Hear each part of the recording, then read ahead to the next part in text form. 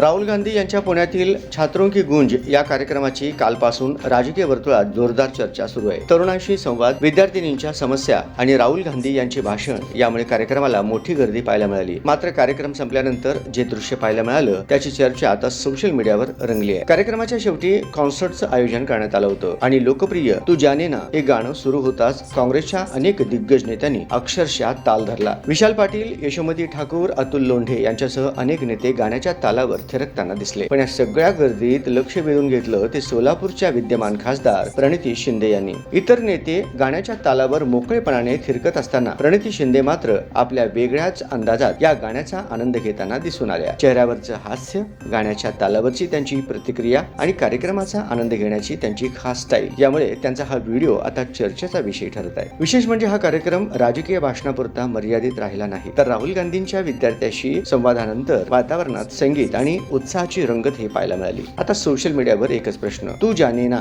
गाणं सुरू झाल्यावर प्रणिती शिंदे नेमक्या कोणत्या मूडमध्ये होत्या? इतर नेते तालावर थिरकले, पण सोलापूरच्या खासदार प्रणिती शिंदेचा अंदाज मात्र काहीसा वेगळा। तर पहा तू जाने ना वर प्रणिती शिंदेचा हा खास रिॲक्शन व्हिडिओ पाहिल्यानंतर तुमचं काय मत आहे कमेंटमध्ये नक्की सांगा।